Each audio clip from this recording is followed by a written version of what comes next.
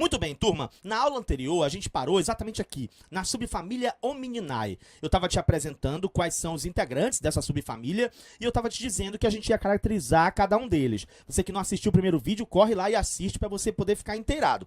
Agora, hoje, o que a gente precisa desenhar? A gente precisa desenhar uma hipótese de filogenia. O que é isso, professor? É a história evolutiva dos hominídeos, né? Até chegar na linhagem humana. Como é que foi que isso aconteceu? Vamos que vamos, chama a vinheta!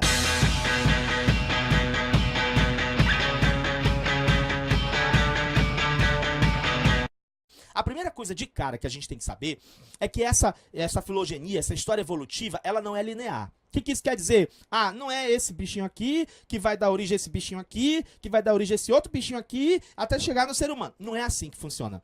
Tá? Na história evolutiva dos hominídeos até chegar no ser humano, a gente tem uma verdadeira árvore com um monte de galhos e cada galho vai dar numa coisa. Esse galho aqui vai dar num negócio aqui, esse outro galho aqui vai caminhar para essa outra coisa aqui, esse outro galho vai não sei para onde. É assim que funciona, meu amigo. Então não tem essa linearidade, essa coisa bonitinha, organizadinha. São vários galhos, são vários ramos e a gente vai tentar organizar essas informações todas na sua cabeça, beleza? Então, de cara, a primeira pergunta que eu tenho que fazer é: ora, o evolucionismo defende que o homem e o macaco, eles possuem um ancestral comum, né? A gente já sabe disso, que o evolucionismo ele não defende que o homem veio do macaco. Ele defende que o homem e o macaco possuem um ancestral comum, tá bom? Se isso aconteceu, então como é que isso aconteceu? Quando foi que isso aconteceu? Por que isso aconteceu? Por que em determinado momento da evolução, o nosso ancestral originou um grupo que deu origem aos seres humanos e um outro grupo que deu origem aos macacos? Quando é que isso aconteceu? Para a gente entender isso, a gente tem que voltar lá na África, em 14 milhões de anos atrás. Há 14 milhões de anos atrás. Entre 14 e 8 milhões de anos atrás. Como é que estava a África nessa época? Nessa época, a África tinha florestas mais ou menos densas e tinha uma grande quantidade de macacos. Macacos pequenos, macacos grandes, e cada um deles vivia ali, tinha sua comidinha, tinha o seu hábitat, né, o seu meio ali, show de bola, tranquilo. Por volta de 8 milhões de anos atrás, o que aconteceu? Movimento de placas tectônicas. Começa aquele movimento de placas tectônicas e tal, movimento daqui, movimento dali, pá! Resultado! Isso acabou gerando uma cadeia de montanhas. E essa cadeia de montanhas acabou ocasionando também o quê? Uma mudança de clima. E aí, junto com tudo isso, ainda surgiu também, meu amigo, uma grande fratura na África. Uma fratura muito longa, que ia desde o Vale do Adar, na Etiópia, até o Lago Malawi. E isso formou uma imensa depressão. E nessa depressão tinha falhas, tinha vulcões. Isso acabou gerando uma barreira natural entre o leste e o oeste. Resultado? Meu amigo, isso acabou gerando também uma característica muito peculiar ali na África naquele momento. Por quê? Porque já que tinha essa barreira natural, o pessoal que ficou no oeste vai viver de um jeito, o pessoal que ficou no leste vai viver de outro. No oeste, o que vai acontecer? O meio ele vai continuar úmido e recoberto por grandes florestas, florestas exuberantes e tudo mais. E aí, nessas grandes florestas, os macacos vão fazer a festa, né? Então, no oeste, eu tenho grandes florestas povoadas por macacos, e esses macacos, olha pra cá pra mim, eles vão ter um comportamento locomotor arborícola. Professor, o que quer dizer isso? Mano, quer dizer que eles não eram bípedes fixos. Eles até podiam descer ocasionalmente das árvores, né? Mas era muito rapidinho, e depois voltava de novo. E aí ficava entre as árvores, né? Se locomovendo entre as árvores. Então, isso é locomoção arborícola, que os macacos ficavam ali no oeste fazendo, ok? Então esses macacos é que vão ser os ancestrais dos gorilas, dos chimpanzés e tudo mais, dessa galera aí. Muito bem, e no leste? O que foi que aconteceu no leste? Mano, no leste, o clima, ele ficou quente, ficou seco, né? E aí o que aconteceu? Esse ressecamento ocasionou uma vegetação de savanas. E aí, meu amigo, nessa vegetação de savanas, o que é uma savana? Professor, explica o que é uma savana. Eu perdi essa aula de geografia. Mano, eu também tinha perdido, tá? Eu tive que pesquisar, vou confessar aqui pra ti. E aí eu pesquisei, o que é savana? Savana, meu amigo, é o seguinte, é uma vegetação onde nós temos árvores esparsas, arbustos isolados e vegetação gramínea, ou seja, grama ou capim. Tá? Então o cara tá numa África onde eu tenho árvores, uma aqui, outra ali, eu tenho um arbusto aqui, outro ali, e eu tenho mais grama, eu tenho mais capim. É assim que o negócio tava na África no leste. certo? Resultado, como eles estavam nessa vegetação de savana, o que vai acontecer? Essa galera que ficou no leste, eles vão ser obrigados a descer das árvores.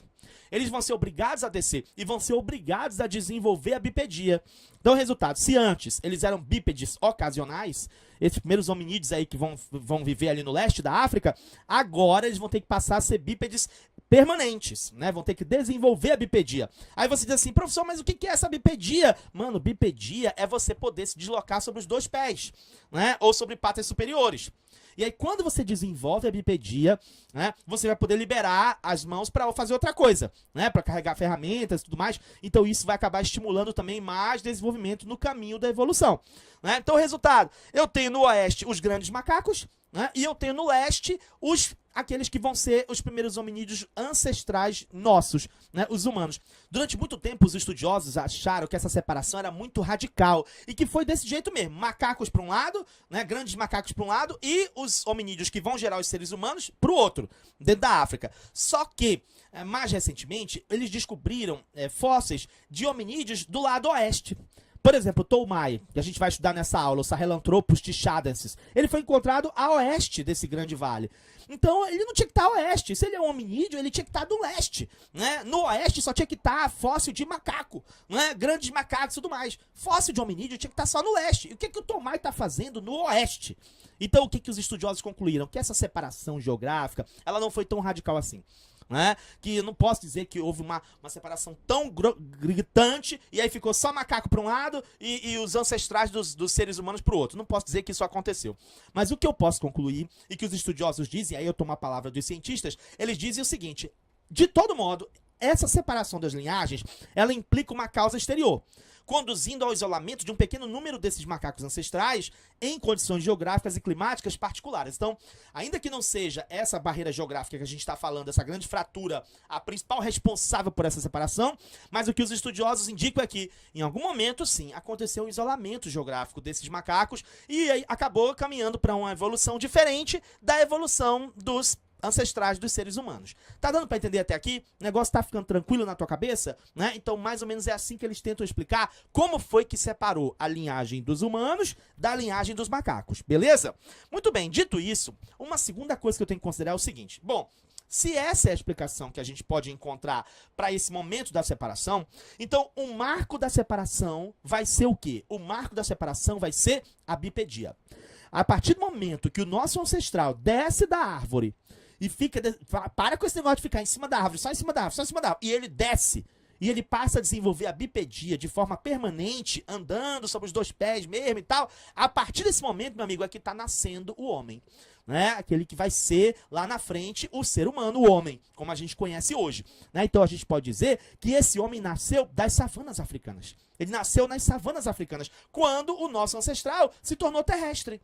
Né? E por que ele se tornou terrestre? Por causa da modificação do meio. Né? A partir do momento que ali, no meio dele, as árvores foram ficando raras, né? Dentro daquela vegetação de savanas, onde é uma árvore aqui, outra ali, um arbusto aqui, outro ali, é mais grama, é mais capim, né? Então é a partir desse momento que ele tem que ser obrigado a desenvolver a bipedia e ficar descendo da árvore para poder realmente buscar o alimento e dar o jeito dele de se virar.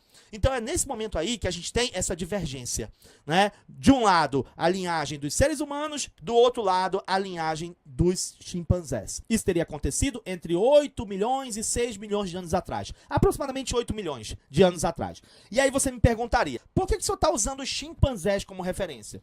Né? Por que a gente não diz assim, um grupo deu origem aos seres humanos, outro grupo deu origem aos macacos e tal? Porque existe todo um caminho que a gente até já fez ali no primeiro vídeo e vai voltar agora no segundo vídeo, né? E que caminho é esse? Né? Quando você volta lá no primeiro vídeo e aí você tem essa tela, o que você vai perceber? No caminho da evolução, você tem os macacos, em primeira instância, mas depois vai entrar os chamados símios, tá? Por quê? Porque os macacos, em um determinado momento da evolução, eles vão perder o rabo. né? E aí a gente vai ter outros, que a gente vai chamar de símios, que são parecidos com os macacos, mas não tem rabo, e são esses que vão ser os mais próximos da gente, os mais próximos do ser humano.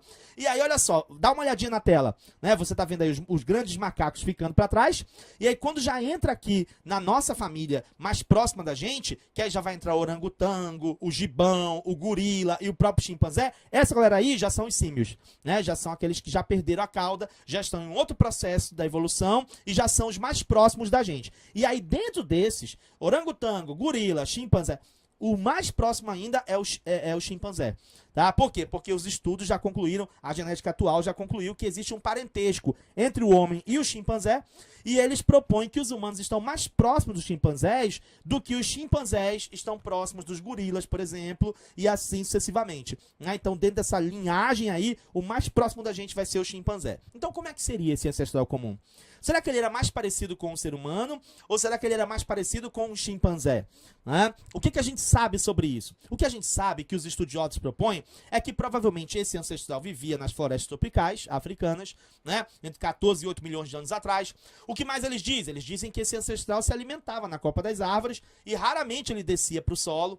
Né? E aí existe uma dúvida se ele podia ter a morfologia de um grande macaco arborícola ou se ele não tinha a anatomia e nem o modo de andar dos humanos e nem dos chimpanzés, né? E é uma dúvida sobre isso, é uma incógnita isso daí, né? Daqui a pouco, mais na frente, quando a gente for falar de Ard, eu vou te sinalizar algumas coisas que também foram especuladas a respeito disso. Se é mais parecido com o chimpanzé, se é mais parecido com o homem, como é que ele era, esse ancestral, né? O estudo de Ard, ele também sugere umas polêmicas dentro disso aí. E os estudiosos imaginam que esse ancestral tinha um peso avaliado aí entre 20 e 30 quilos, né? Esse ancestral comum. Muito bem, dito isso, né? A gente especula que esse ancestral comum seria dessa forma, mas... né? A gente tem ainda muitas coisas para avançar dentro dessa pesquisa. Então, dentro dessa sequência, né, da linhagem humana, o que a gente precisa então saber? Agora é que entra o negócio.